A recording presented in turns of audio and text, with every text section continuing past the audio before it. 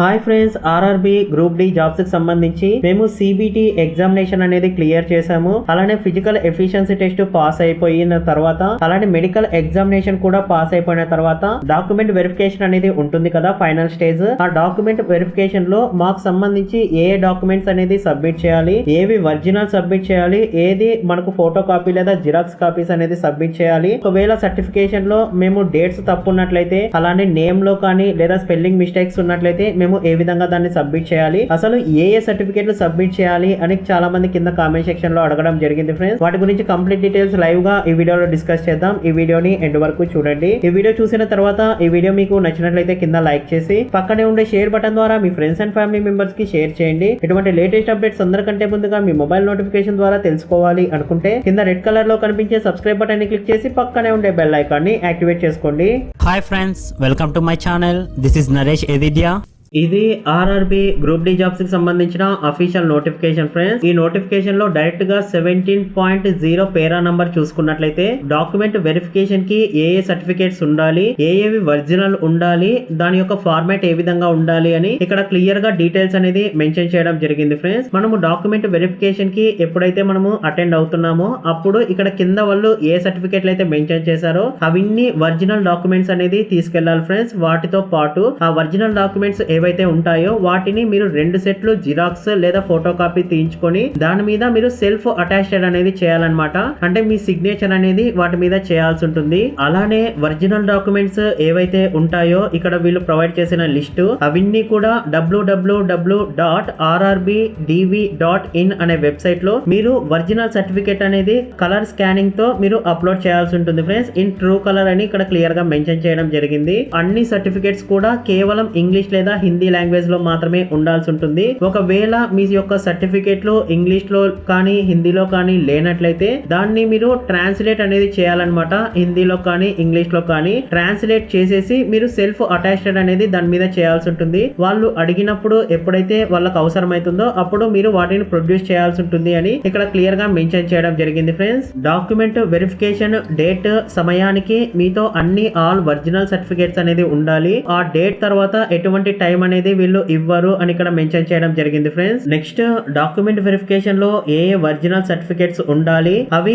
దేనికి వెరిఫికేషన్ గా వీళ్ళు ఉపయోగిస్తారు అని ఇక్కడ లిస్ట్ అనేది మెన్షన్ చేయడం జరిగింది. మాట్రికులేషన్ లేదా హై స్కూల్ ఎగ్జామినేషన్ సర్టిఫికేట్ లేదా దానికి ఈక్వలెంట్ సర్టిఫికేట్ ఫ్రెండ్స్. అంటే మీ ఎస్ఎస్సి 10th మెమో ఉంటే సరిపోతుంది. దాన్ని వీళ్ళు డేట్ ఆఫ్ బర్త్ ప్రూఫ్ లాగా దాంట్లో ఉండే డేట్ ని మాత్రమే వీళ్ళు కన్సిడర్ అనేది చేయడం జరుగుతుంది ఫ్రెండ్స్. ఎనీ అదర్ అంటే ఆధార్ కార్డు కానీ ఓటర్ ఐడి కానీ దాంట్లో డేట్ ఆఫ్ బర్త్ మీరు తీసుకొని వెళ్ళినట్లయితే వాళ్ళు దాన్ని కన్సిడర్ అనేది చేయరు. కేవలం మీ ఎస్ఎస్సి మెమోలో ఏదైతే డేట్ ఆఫ్ బర్త్ ఉంటుందో దాన్ని వీళ్ళు కన్సిడర్ చేయడం జరుగుతుంది. మాట్రికులేషన్ సర్టిఫికేట్ అంటే ఎస్ఎస్సి మెమోలో మీ యొక్క నేమ్ అలానే మీ ఫాదర్ లేదా మదర్ నేమ్ ఏ విధంగా ఉంటే మీరు ఆన్లైన్ అప్లికేషన్ ప్రాసెస్ లో ఇచ్చిన నేమ్ కూడా ఎగ్జాక్ట్ గా ఉండాలన్నమాట.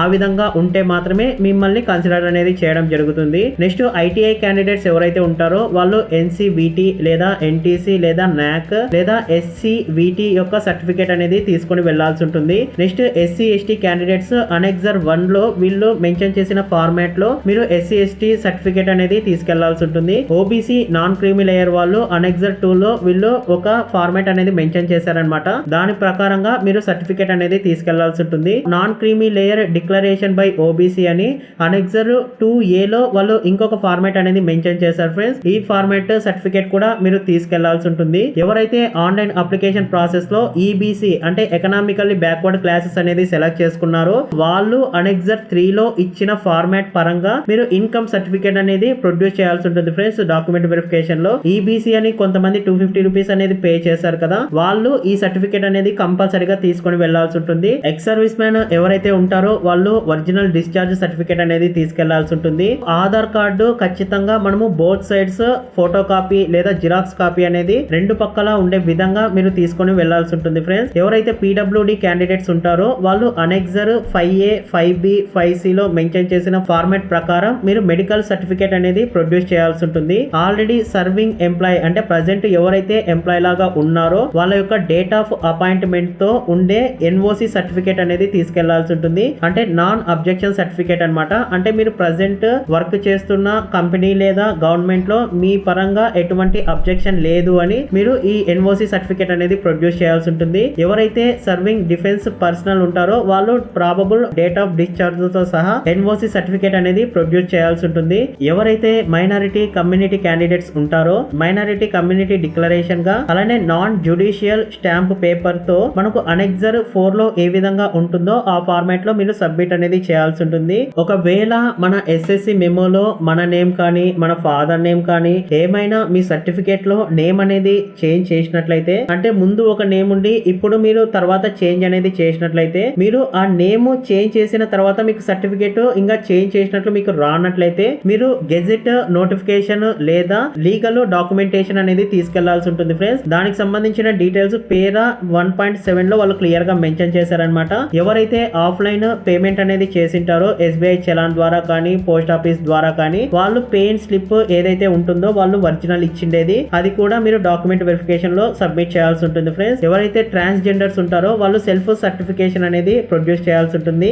ఎవరైతే జమ్మూ అండ్ కాశ్మీర్ వాళ్ళు ఉంటారో వాళ్ళు డొమైషియల్ సర్టిఫికేట్ అనేది సబ్మిట్ చేయాల్సి ఉంటుంది. డైవోర్స్డ్ లేదా జ్యుడిషియల్ సెపరేషన్ క్యాండిడేట్స్ ఎవరైతే ఉంటారో వాళ్ళు కోర్ట్ లా ప్రకారం అఫిడవిట్ అనేది సబ్మిట్ చేయాల్సి ఉంటుంది ఫ్రెండ్స్. అలానే విడో క్యాండిడేట్స్ ఎవరైతే ఉంటారో వాళ్ళ స్పౌస్ యొక్క డెత్ సర్టిఫికేట్ దానితో పాటు అఫిడవిట్ అనేది సబ్మిట్ చేయాల్సి ఉంటుంది. Ex service man candidates civil employment లో ఎవరైతే ఉంటారో వాళ్ళు ఎన్ఓసి అంటే non objection certificate civil employer నుంచి తీసుకొని దీనికి సబ్మిట్ చేయాల్సి ఉంటుంది. ఇది ఫ్రెండ్స్ మనకు ఇక్కడ 19 పాయింట్స్ అనేది మెన్షన్ చేశారు కదా. ఈ సర్టిఫికేట్స్ అనేది డిఫరెంట్ కేటగిరీ పీపుల్ మీకు ఏదైతే రిక్వైర్మెంట్ మీకు ఏదైతే అవసరం ఉంది అనుకుంటున్నారో ఆ సర్టిఫికేట్స్ అన్ని మీరు సబ్మిట్ చేయాల్సి ఉంటుంది. ఈ లిస్ట్ ద్వారా మీరు ఏ ఫార్మాట్ ఉండాలి అలానే ఏ విధంగా ఉండాలి అని కంప్లీట్ డీటెయిల్స్ మీకు చెప్పాను అనుకుంటున్నాను. ఎవరైతే ఎస్సీ ఎస్టీ ఓబీసీ అలానే ex service men PWD candidates ఉండి వాళ్ళు రిజర్వేషన్ అలానే ఏజ్ రిలాక్సేషన్ తో అప్లై చేశారో ఖచ్చితంగా వాళ్ళు దీనికి సంబంధించిన ఒరిజినల్ సర్టిఫికేట్ అనేది ప్రొడ్యూస్ చేయాల్సి ఉంటుంది ఫ్రెండ్స్. ఒకవేళ మీ సర్టిఫికేట్ ప్రొడ్యూస్ చేయనట్లయితే మిమ్మల్ని అన్రిజర్వ్డ్ క్యాండిడేట్స్ గా వీళ్ళు కన్సిడర్ అనేది చేయడం జరుగుతుంది. నెక్స్ట్ ఎడ్యుకేషనల్ క్వాలిఫికేషన్ సర్టిఫికేట్ అంటే మీరు 10th కంప్లీట్ చేశారా లేదా ఐటీఐ ఎన్టీసీనా నాకా అని ఆ విధంగా ఉంటాయి కదా ఫ్రెండ్స్. ఈ క్వాలిఫికేషన్స్ కంప్లీట్ చేసిన తర్వాత మీరు ఈ క్వాలిఫికేషన్ కంప్లీట్ చేసినట్టు మీకు రికగ్నైజ్డ్ యూనివర్సిటీ లేదా ఇన్స్టిట్యూట్ నుంచి మీకు సర్టిఫికేట్ అనేది ఇస్తారు కదా ఫ్రెండ్స్. దాంట్లో ఉండే డేట్ మనకు ఆర్ఆర్బి గ్రూప్ డి జాబ్స్ కి సంబంధించి ఆన్లైన్ రిజిస్ట్రేషన్ ప్రాసెస్ ఎప్పుడైతే క్లోజ్ అవుతుందో ఆ డేట్ కంటే ఖచ్చితంగా ముందే ఉండాల్సి ఉంటుంది అని ఇక్కడ క్లియర్ గా మెన్షన్ చేయడం జరిగింది ఫ్రెండ్స్. ఒకవేళ మీ క్వాలిఫికేషన్ ఈ అప్లికేషన్ లాస్ట్ డేట్ కంటే ముందే కంప్లీట్ అయిపోయింది కానీ మీ సర్టిఫికేట్ వచ్చేసరికి లేట్ అయింది. ఒకవేళ మీ సర్టిఫికేట్ వచ్చిన తర్వాత దాంట్లో డేట్ అనేది ఈ అప్లికేషన్ డేట్ కంటే తర్వాత పడినట్లయితే మీకు ఏదైతే ఫైనల్ రిజల్ట్ వచ్చినప్పుడు అంటే మీకు సెమిస్టర్ వైజ్ మార్క్స్ మెమో ఆ విధంగా వస్తాయి కదండి ఫ్రెండ్స్. ఆ ఇండివిజువల్ మార్క్స్ మెమోస్ మీద మీకు ఈ అప్లికేషన్ లాస్ట్ డేట్ కంటే ముందు డేట్ ఉన్నట్టు అక్కడ మెన్షన్ చేయాల్సి ఉంటుంది. దాన్ని మీరు ఇక్కడ సబ్మిట్ చేయాల్సి ఉంటుంది అని ఇక్కడ క్లియర్ గా మెన్షన్ చేయడం జరిగింది ఫ్రెండ్స్. ఇది friends RRB group D jobs కి సంబంధించి డాక్యుమెంట్ వెరిఫికేషన్ ఏ విధంగా ఉంటుంది, దాంట్లో ఏ డాక్యుమెంట్స్ ఒరిజినల్ సబ్మిట్ చేయాలి, ఏవి మనము జిరాక్స్ సబ్మిట్ చేయాలి, సో ఏ కేటగిరీకి ఏ సర్టిఫికేట్లు సబ్మిట్ చేయాలి, ఒకవేళ ఏమైనా చేంజెస్ ఉంటే వాటిని ఏ విధంగా రెక్టిఫై చేసుకోవాలి అని కంప్లీట్ డీటెయిల్స్ మీకు చెప్పాను అనుకుంటున్నాను. ఆర్ఆర్బి గ్రూప్ డి జాబ్స్ కి ఎవరైతే అప్లై చేశారో ఖచ్చితంగా వాళ్ళందరికీ ఈ వీడియో అనేది షేర్ చేయండి, చాలా హెల్ప్ఫుల్ అవుతుంది. ఈ వీడియో మీకు నచ్చినట్లయితే కింద లైక్ చేసి పక్కనే ఉండే షేర్ బటన్ ద్వారా మీ ఫ్రెండ్స్ అండ్ ఫ్యామిలీ మెంబర్స్ కి షేర్ చేయండి. ఇటువంటి లేటెస్ట్ అప్డేట్స్ అందరికంటే ముందుగా మీ మొబైల్ నోటిఫికేషన్ ద్వారా తెలుసుకోవాలి అనుకుంటే కింద రెడ్ కలర్ లో కనిపించే సబ్స్క్రైబ్ బటన్ ని క్లిక్ చేసి పక్కనే ఉండే బెల్ ఐకాన్ ని యాక్టివేట్ చేసుకోండి. Thanks for watching.